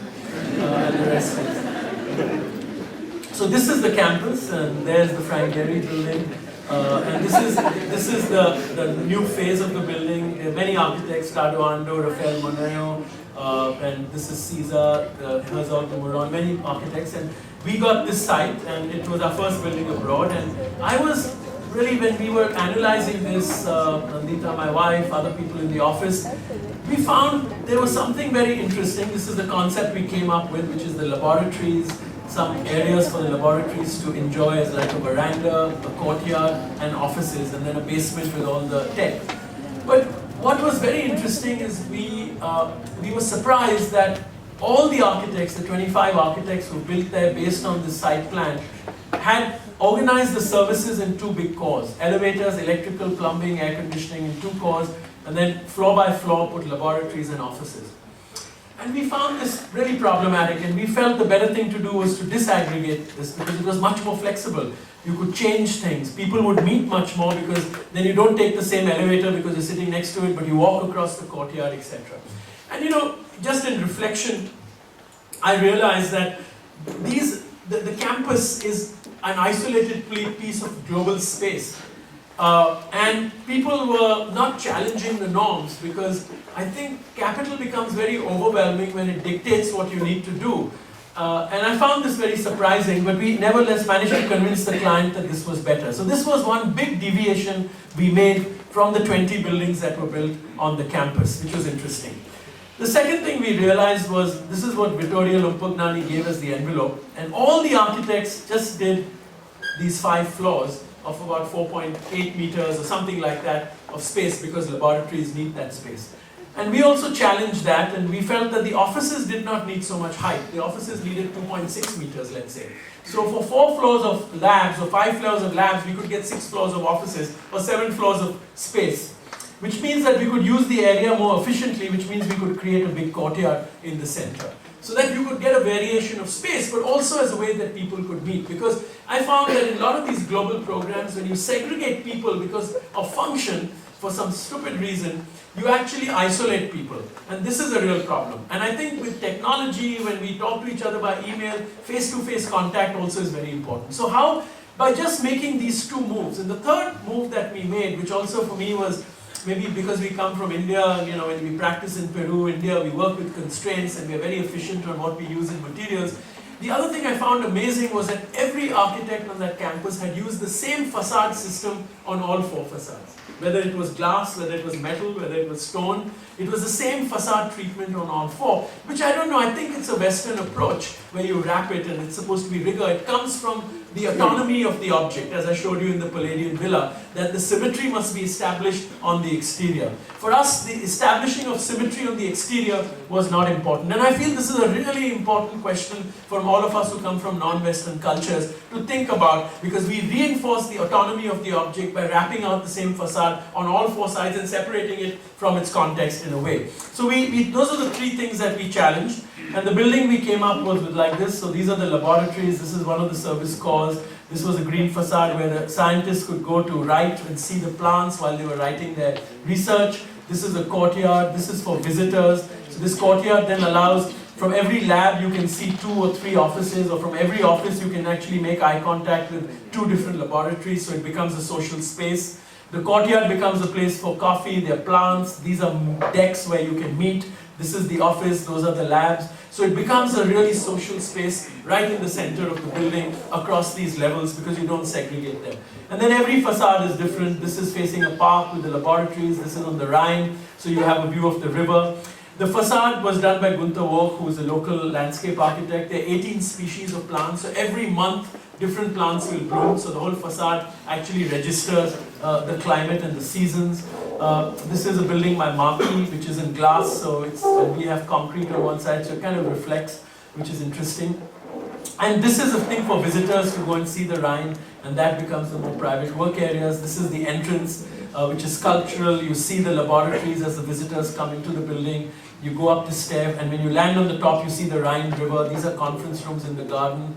And these are what a typical laboratory, the veranda, this is the courtyard spaces and the offices. So you see the offices are only 2.6 meters and then these are the labs on the other side. And as you go up, these are social meeting spaces on all levels. And this is of course within the labs, but you always see the garden or you see the Rhine on the other side. Within the laboratory, there are meeting places. So it's actually done to create a socialized set of spaces rather than to segregate. So then I do this last part, which is globalizing local programs. So this is a project for Magic Bus, which is an NGO that takes children from the favelas and then takes them to a campus outside Mumbai for recreation, for health, for education. And this was a client who told us we want to make a rural village because these kids should go to the village to be reminded the villages they come from. And I found this was very problematic because these children Well, these families for 3 generations have not gone back to the village. They've been in Mumbai, living in favelas or slums or squatter settlements for 3 generations. So they are actually urban people. So how do you then actually respond to them? So the kind of agenda we made from it, out of idealism but also as a research agenda, was to say that we would use for these buildings only material that we found in the favelas. And the reason for this was that we felt strongly that these children who are 8 years old, 7 years old, 10 years old, maximum 12 years old, the material should be familiar. But the material should be done in such a way that if they are repairing the houses in the favela themselves when they become teenagers, they might have new ideas in the way they can improve the house, the way they can change the architecture of the house, how the same ordinary materials can be used in different ways. So maybe this was an idealistic agenda. Then we came up with this sort of, it was a campus with just pavilions on it, with playgrounds and things. And it's a series of pavilions, very lightly, that sit on this sort of land. But we also began to take the architecture and in Photoshop see what it would look like in a favela. And this is not built, but we were just testing it. And then we began to say that maybe these are typologies. So this is the dormitory for the children. It could be a dormitory and a toilet, but it could also be a community center and a clinic. Or the dining room here, which is the kitchen and the dining space, maybe a community center for women and a public toilet for people in the favelas because there are no toilets here. So we began to develop this as an agenda. It was very simple materials. This is the dining pavilion, very, very simple materials. The luxury for the children is very dense because a lot of kids live in these pavilions, but every child has a control of a window, which is a big luxury for a child because in the favelas they can never have light. And so just by providing light, that was enough to change their lives in a way. But also to use the intelligence in the way a favela is made. You know, they make the stone base, and then when they have money in the night before the government people can come, in steel they quickly make the top floor, then they leave it, they cover it. So we were deconstructing a lot of that and using that logic so that we could replicate it in other projects. And this is the entrance building. This is just galvanized metal. This is not stainless steel, but it's used in a way it makes a pavilion so they get a covered terrace. So simple moves. And then we were also putting them in Photoshop to see what it would mean as community centers. And at that time, I met a friend of mine who runs an NGO. And she told me, she's Spark, it's a very important NGO. And she said, you know, I have very good news for you. I'm now going to solve the problem of sanitation because the World Bank has given us money to make 300 toilets in Mumbai. And I said, wow, who are the architects who are working on this? And she said, we asked a lot of young architects to do this, but we had to follow the World Bank specifications, which is concrete and this and that. And they said, no, this is not good enough, we're not going to do it. So now we have some engineers doing it. And I thought, what a problem. I said, look, we'll do it for you. We won't charge you. We'll do it as a free project. And we're so excited about it. And so we got involved in it. Because sanitation is a big problem in India. And I think this is a problem here too, I'm sure. And 3 billion people are going to live soon in the informal favelas and squatters. For your generation of architects, your biggest clients are going to be what we call now the informal city, because this is where so many people are going to live. How do you engage? What is the agency of design in a condition like this? If you look at the literature from John Turner on from Previ, when Previ was done, and why was Previ done? It was done to react to this problem that migration was going to happen, a lot of poor people are going to come, that's why you're going to have incremental housing. But when we all became nation states in Asia and Latin America, we became democracies, there was a lot of denial. And if you look at the literature, people deny the squatter settlements and favelas because these are new names. We have bigger aspirations. I mean, these don't exist. Then, as nation states got confident and people were elected through democracies, it was eradication. We were removing favelas as a first thing, and we were doing, in some places like in Peru and in Lima, you did Previ. It was a way of saying, okay, we don't want favelas, but we want good social housing. But you were trying to solve the problem. Then when politicians realized that these are the people who give them the votes, they began to tolerate it. And the whole literature is on tolerance. Then it moves to improvement. That how do you upgrade the favelas? How do you put infrastructure? When the Aga Khan Awards gave a prize to the kampung in Indonesia, suddenly improvement became a hot topic if you look at the literature. But I think for us as architects, we should anticipate. And anticipation is a much more complex problem. And we have to anticipate at many different levels, both temporal, meaning in terms of time, but also in terms of scale.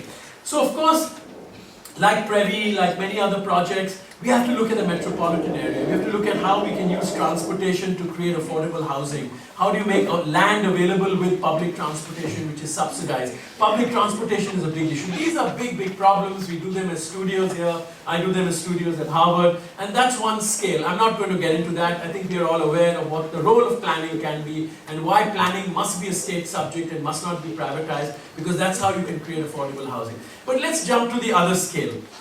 This is a picture that I always describe. I took by accident. It's a lovely picture. There's a cart of some vendor who sells bananas. This is a slum. And this boy, I went home and I downloaded my pictures and I saw this picture and I was really moved because suddenly the picture started telling me a whole story. And the story the picture told me was this boy with a smile on his face, white shirt, tie, white socks. He's going to school so happy. But he didn't have a bathroom to use. He defecated in the open. He went behind his house near some channel and he defecated. He doesn't have a bathroom to go to. And look at how intact he has. This is a massive problem. In India, it's very, if you look at the world, open defecation, India is the densest. The maximum amount of open defecation happens in India. This is a massive problem in our society because we don't have the infrastructure. You have a problem of migration, but look at your population. We are 1 billion people. Mumbai is 20 million people. Out of 20 million people, 12 million people live in the slums. They don't have toilets. They open defecation. People defecate in the open. This is a public health problem. And public health is a common denominator. We'll have a disease in India, it will come to Peru as far. This is a global problem. This is a problem that goes beyond my role as an architect in India, but it's a problem for all of us. Our Prime Minister is now promising a toilet for everyone. This is his big goal. And he said, he's made some promises, I won't get into that. But this is the solution that they're, so they're making toilets prefab, putting them in trucks and dropping them outside everybody's door. This is not going to solve the problem. This tells you that design has a big role to play in problems like this, because this is how they're going to solve the problem. And it's not going to solve the problem, because these will never work. If you look at the analysis of Mumbai, these are in hundreds. We started mapping and we found how many less toilets. So wherever you found that the demand was less, meaning these mean the rich people were living here because they were having toilets. Wherever you saw this big demand, it meant that's where the favelas were. If you look at the statistics, it's mind-boggling. In Mumbai, according to the UN, there's one toilet for 1,440 people, for one toilet. It's incredible. The NGO told me it's 1:800. They were more conservative. The Bombay Municipal Corporation said it's 1:150. They were, of course, lying.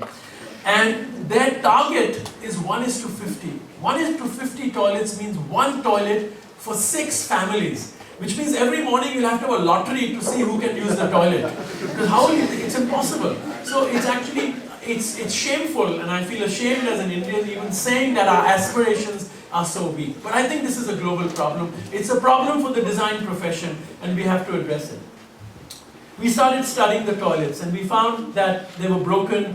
Women and children were not using it because the contractors, these are given to contractors who charge you, 30 cents or 5 cents, 10 cents to use it, and to make their profits bigger, they take out the bulbs from the lights, so in the night it's dark, so the women and children don't want to go near it, so they defecate in the open anyway. And anyway, the demand is so big that it doesn't serve anyone's purpose. They'll end up building these blocks, the government builds these. This is what the World Bank project will give you. If they have to just take the specifications of the World Bank, this becomes the toilet. So we worked on it and we came up with a prototype. We made a toilet where we put the men on the bottom, we put the women and the children on the first floor, so that it was much more safe for them. And then we made a big design move, which I don't know whether it was right or wrong, but we took the people who clean the toilet, who are the lowest caste people in India, and we gave them a house on the top of the toilet. So they got the penthouse in the slum. And in front of the penthouse, we made a community space where children and women could go to study, for classes. And then from another client who we had done a weekend house for, I got money for solar panels so that we could get it off the grid, so the contractors would not make it unsafe for the women and the children by taking the bulb out. And then we took the same green facade idea and we wrapped it, and we said, what a beautiful thing. This is all the idealism of all of us architects. I said, what a beautiful thing if people could, because everyone in India, they pray in the morning, and for the prayers, they always take a little flower and put it on the idol. And I said, what a wonderful thing if people can go to the toilet and take the flower from the toilet and pray with it. It would completely dissolve. Madness. We are all mad, actually. So that became that, and whatever within the World Bank specs. And then, so this was the first one. This is in Photoshop. This is the favela. We said we'll make the thing, and we started construction with the World Bank money. We made designs for 9 toilets. It came up to about 3 feet from the ground, and the government stopped it.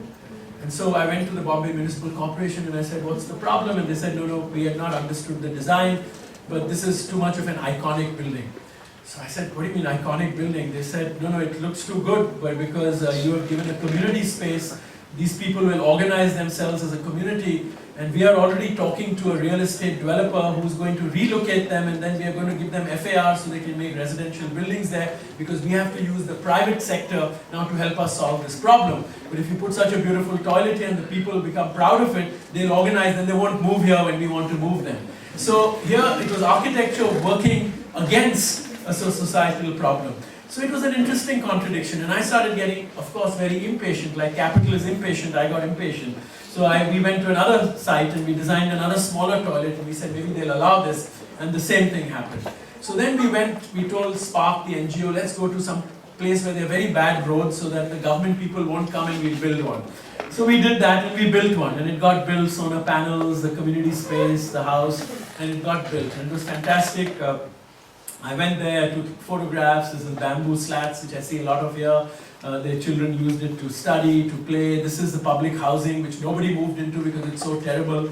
And so this was a very nice community space, and you can see the textures, the solar panel. Everything for 6 months was fantastic. And then I went back, and then we found that it had been abandoned, and the government had built a typical prototype like they build everywhere else. So it was a complete failure.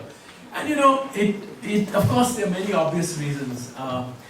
We got caught in this World Bank funded thing with the NGO. We got impatient to build one, so there was no participation. This NGO had no connections in this one society. So it was just so stupid that we got involved in doing this. We were just very impatient to demonstrate that this toilet could work, and it would be very nice. But it was a complete mistake. And it became privatized because we realized that the man who was the contractor to whom the money went was also the local politician, and he got his son to start a company so they could build this, so the money could, I'm sure you're familiar with those kinds of tricks that happen everywhere.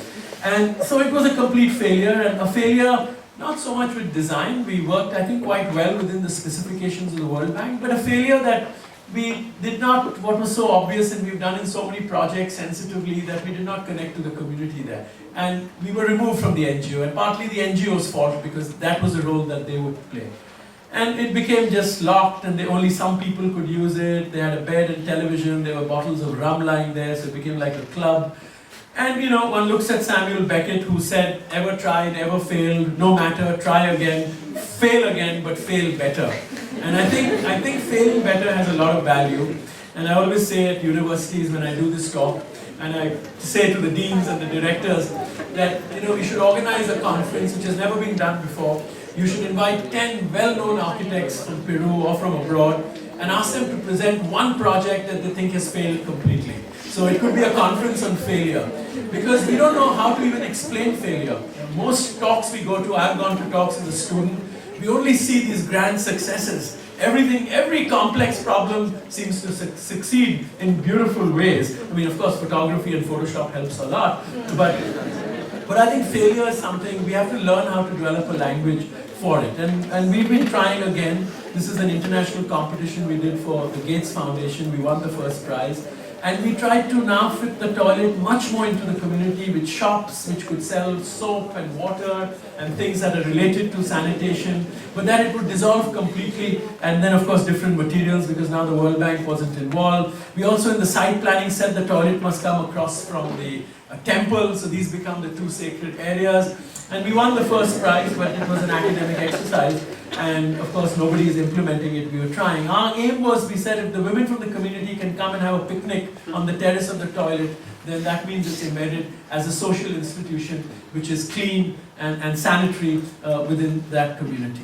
I will just end the project with a low-cost housing project. I feel embarrassed showing this because I saw Previ today, which is so beautiful, and this is nothing in comparison. But the nice thing about it is that these are my clients. It's for 100 elephants and the people who keep the elephants. And these people are called mahuts. They are the keepers of the elephants. They are all Muslim. And in India, this is in Rajasthan near Jaipur. It's a very complex problem because that's a Hindu state, right-wing Hindu state. So these people are very poor.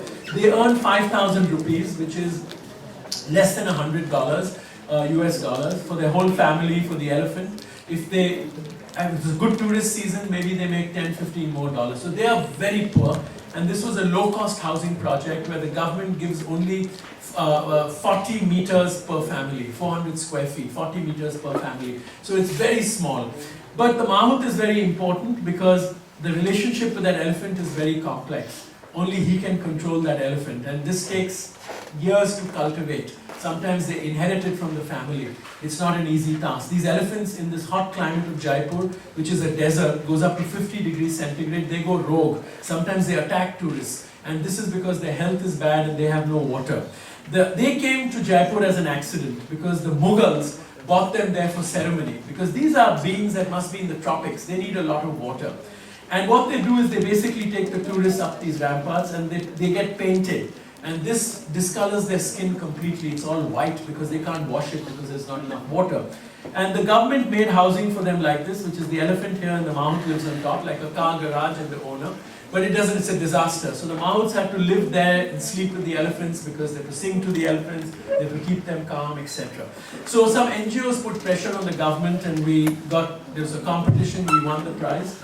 But the reason I think we won the prize is we made it a landscape project. We said that the architecture is not important because unless there's water, what's the point of doing anything for these elephants? And so it was a very difficult project because in a competition to put architecture at the back, it was a big risk. But we felt very committed to take it because we felt if we even won the competition, if we didn't do the landscape, there was no point in winning it. And so this is the site, this is Google Google View where you see water going. So we came up with the idea where we would have small dams to hold the water. So you would get a series of water bodies. And then in the extra land, we would put the housing.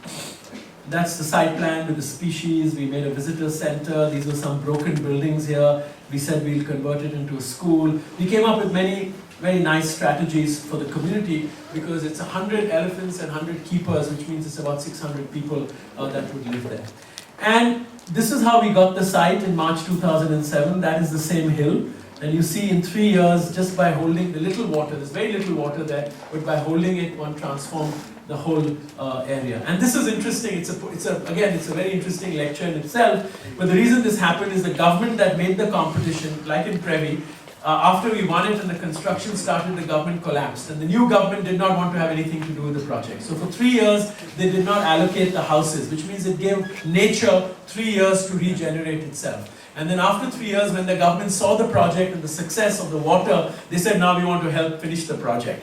And so we were lucky politically, because if that 3 years did not happen, then nature would never have, they would have made roads, they would have spent more money, because people would have got kickbacks, it would have become just built up more than you needed to build it up. So it was actually a luck. And now we have enough water for these elephants, for their families. In fact, it's interesting, they have more water than they need. For the housing, this is what the government wanted, row houses, 40 square meters, a house for the elephant on the same level. Of course, we changed that and we made it like this with a courtyard so that the house became 30% bigger. And then for 3 houses, we put a bigger courtyard so the houses became 60% bigger. So by using the open space, which is a very easy, listen, I've not invented this, many architects have done this, it configured it differently, but it also created a sense of community where the elephants and their keepers could be here. So this is a place for children to play, for the people to sleep, because it was like a big bedroom, because in that climate in the night you can sleep there, you can cook there, you can have friends meeting you there, the house doesn't become so important. And this is how we were imagining it would happen. These roofs would be used for the storage of the food for the elephant, but also insulation. Elephants cannot lie down on flat ground. They have to have a slight slope. They sleep on berms, because if it's flat, they can't get up. So for every elephant, we had to kind of, that's what the site visit used to be, is to make them lie down and see if the slope was enough. It was a lot of fun. And this is what it looked like finished, the first water body. These roofs are designed to keep that hay for the elephants so that it keeps it cool through the insulation. Some trees are beginning to grow. Again, sorry this video won't work, but you know what elephants look like. And this is what the houses are. And it has not yet been owned by people. So it's yet in a clumsy stage because the present government is a very right-wing government. They have abandoned the project totally in the last 2 years or 2.5 years. So things are a bit messy. But once they allocate these houses, people will paint it. They're beautiful artists in Rajasthan. I mean, this will become a whole different thing. And the one wonderful thing about housing, which I saw today in Previ, is housing has to be malleable. Life has to corrode housing. Housing we cannot be obsessive as architects about. There's some DNA that exists, like in Previ the public spaces are yet intact, but the houses have transformed in dramatically beautiful ways, which is what I hope will happen here. But at least it gives them a habitat. He's coming back after a day of work, his wife is greeting him. Every cluster is finished differently depending on who lives there. And this is the beautiful thing. In Jaipur, the rich people have to buy water in water tankers every day because there's no water. And the poorest people in Jaipur now have more water than they need. So they grow flowers, they sell flowers. Now we did not start out by saying we are going to design it such that the rich will have no water, the poor will have water. This was just an accident where one realized that if you facilitate a different set of values, the effects are quite different. And they can be quite dramatic. Because this is also a form that inequity gets corrected by accident maybe, just through water. The fact that they're empowered through water is amazing. And it's about then creating an armature for life, in a sense. And that's what housing is. It's an armature for life to live in beautiful ways, for communities to form. The architecture must recede. Not that the architecture must be bad, but it can't be the only thing. And now life is beginning to corrode it. People cook outside. You can see the trees are growing. The goats have come. The trees have got bigger, people have dish antennas, the trees, this is like last year, now the trees in 2 monsoons have grown a lot, so the habitat has changed completely. These are many proposals we made to the government to make the water collection efficient. Some things are happening, some things will happen. Recently they made the walls to retain the water so that it doesn't get corroded, because every time an elephant walks, the whole sand comes out. So this stabilizes. The lowest parts of the site where the water collects naturally are like forests. They're very, very dense. And elephants also can't be alone. They love to hang out with their friends. So we had to make these pavilions where, every day they could tie them up with their friends so they could chat and stroke each other and all that. But again, the effect of this was amazing. And the effect of this was that the Mahut's children, who are teenagers, they started a company called Elephantine. And they had a web page, and they were on Facebook. So young tourists like yourselves, who love to put a picture touching an elephant on Facebook, could book, and these guys charge you, and then you can feed the elephant, and you make pictures and put it on Facebook, and they charge you like 5 times more, and they even take you for a bath with the elephants because there's so much water. So now there's a whole business and an economy that the next generation has started. Again, we did not plan this through design, but the fact that there was water, there was an ecosystem, so a whole ecology develops. And I think this is what I mean by housing is an armature, it's a framework for life to happen. And the more robust you make that framework, the more value you put it in terms of what society needs, in this case just water, all sorts of new chemistries come up which we can't even as architects imagine. But it's getting, I believe it's getting those values right. And now we've also designed this, we've designed many things which were not even part of the project. We're hoping some government will be excited and make it sometime. So this is a visitor center and a small museum, because elephants, when they retire from work, will be here, so then tourists could look at them and play with them. And it's a non-building, you can climb on top of the building and look at people bathing. And this is the buildings that were broken by adding the stone wall and just painting it. Now these children have a school, and there's an NGO that runs the school there. So again, it's about developing this broader ecology where life can exist. And I think for housing, this is a very important thing, that you should let life corrode housing. We cannot be, as architects, obsessive. We must have the right DNA that housing can grow in interesting ways. I'm going to finish in 5 minutes with a conclusion. Just to say that tactics is knowing what to do when there's something to do. Strategy is knowing what to do when there's nothing to do. And how we combine strategy and tactics, we are often obsessed with tactics. But I think this is where I also mean the context of the context. How do these two things intersect? How does the context of the context intersect with the context which is the local? That's why fetishizing the local is very important, but it's more productive if it intersects with the broader context. In the same way, the binaries, how do you dissolve them? We can't think of the formal and the informal city. We have to think of the city, and that's the that's the beauty of design and architecture. Similarly, it's tactics and strategy. They're both equally important. We often are only involved with tactics or only with strategy. So how do we combine this? Because I think as the world gets more complex and becomes global, I think we have to be cautious about accepting that things are growing more alike because they're beginning to look more alike. Because when we engage with a deeper excavation of the site, like I was showing you in those conservation projects, the new narratives, then I think a deeper understanding emerges, which draws both on the objective reality, but also on the subjective perceptions, which is our intuition, our reading of culture, of people.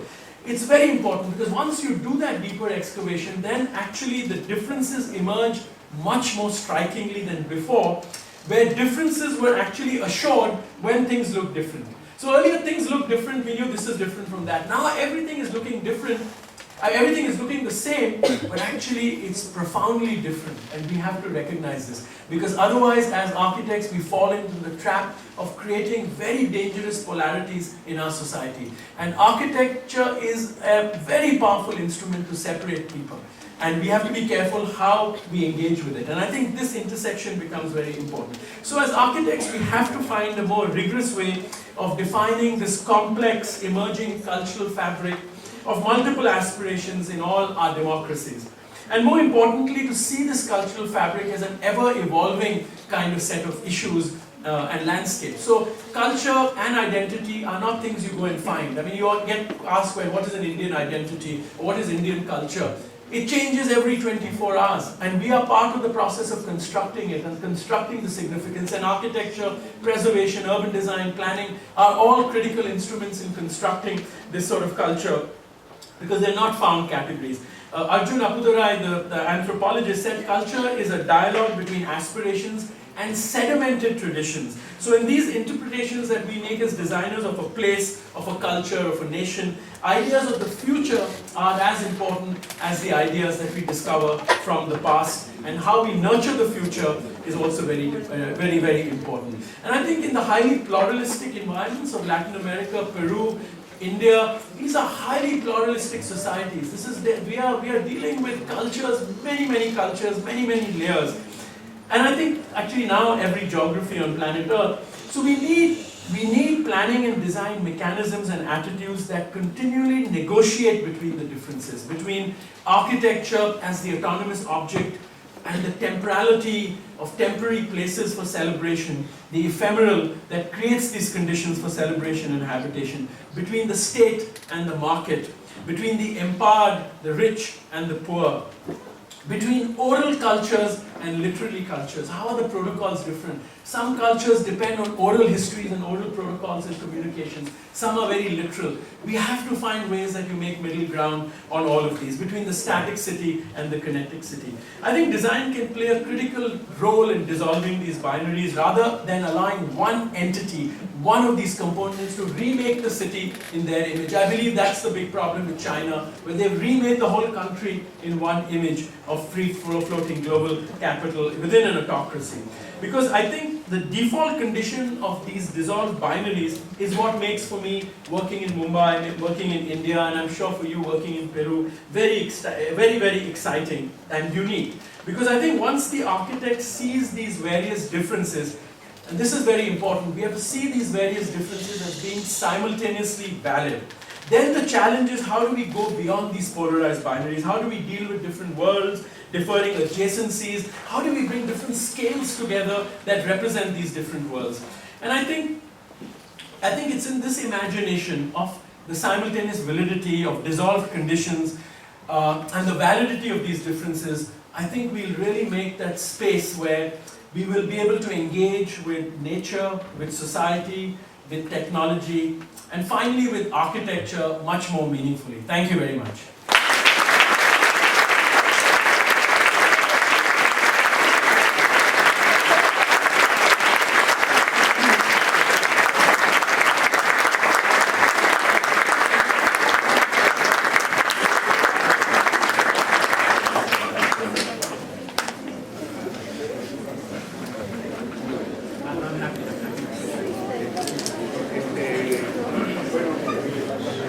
Agradecer al arquitecto Mehrotra Pero él dice que puede contestar algunas preguntas.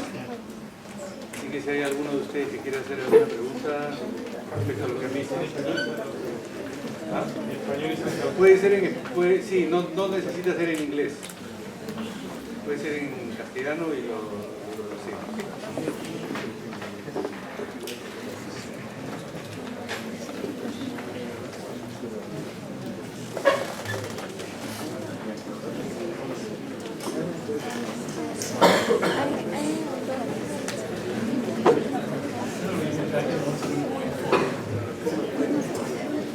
No hay problema.